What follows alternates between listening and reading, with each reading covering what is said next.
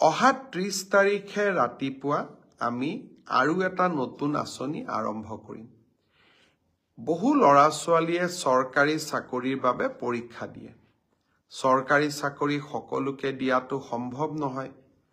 সেইবাবে ৰাজ্য চৰকাৰৰ হৈ মই ঘোষণা কৰিছিলোঁ যে আমাৰ ডেকা ল'ৰা ছোৱালীখিনিক উদ্যোগ আৰু ব্যৱসায় কৰিবৰ বাবে আমি 2 লাখ টকাৰ এটা নিধি প্ৰদান কৰিম। আৰু খুব ভাল কৰি যদি এই 2 লাখ টকা ব্যৱহাৰ কৰি আমি ব্যৱসায় এটা নিৰ্মাণ কৰোঁ, ভৱিষ্যতে প্ৰধানমন্ত্ৰীৰ মুদ্ৰা আঁচনিৰো আমি সহায় ল'ব পাৰিম বা মুদ্ৰা আঁচনিৰ জৰিয়তেও আমি এই 2 লাখ টকাক আৰু ডাঙৰ বৃহৎ পুঁজিলৈ ৰূপান্তৰ কৰিব পাৰিম।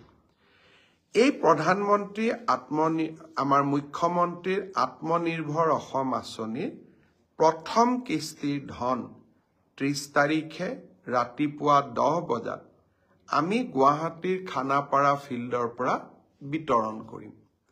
ইতিমধ্যে আমাৰ জিলা উপায়ুক্তসকলে নিৰ্বাচিত ছাত্ৰ ছাত্ৰীসকলক আমন্ত্ৰণ জনাইছে। মই আশা কৰিম যে 25,000 নিৰ্বাচিত যুৱক যুৱতী অহা 30 তাৰিখে যাতে খানাপাৰালৈ আহে। প্ৰথম আমি 75,000 টকা দিম। 3 দিনীয়া প্ৰশিক্ষণটো সমাপ্ত হোৱাৰ লগে লগে আমি আৰু 25,000 টকা নৱেম্বৰ মাহৰ ভিতৰতে এই যুৱক যুৱতীসকললৈ আগবঢ়াম। পৰৱৰ্তী এই 1 লাখ টকা কেনেকৈ ভাল কৰি ব্যৱহাৰ কৰিছে তাৰ ওপৰত ভিত্তি কৰি আমি পৰৱৰ্তী সময়ত আৰু 1 লাখ টকা যুৱক যুৱতীসকলক আমি দিয়াৰ ব্যৱস্থা কৰিম।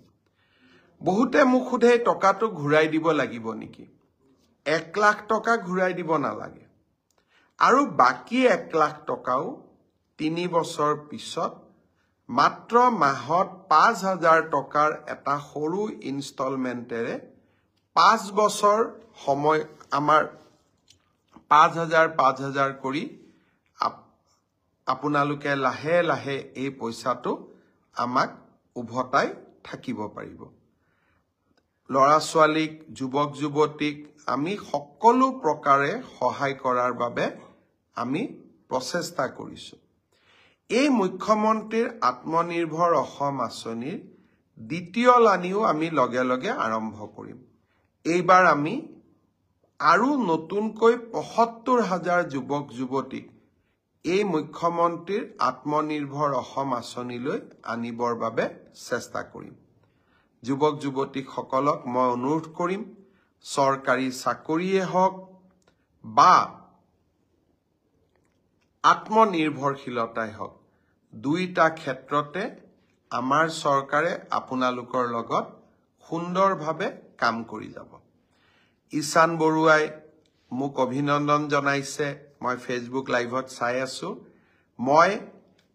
আমাক অভিনন্দন নহয়, আজিৰ দিনটোত মুখ্যমন্ত্ৰীৰ আত্মনিৰ্ভৰ অসমৰ বাবে নিৰ্বাচিত হোৱা যুৱক যুৱতীসকলক আমি অভিনন্দন জনাইছো সকলোৱে লগ হৈ। ফেচবুক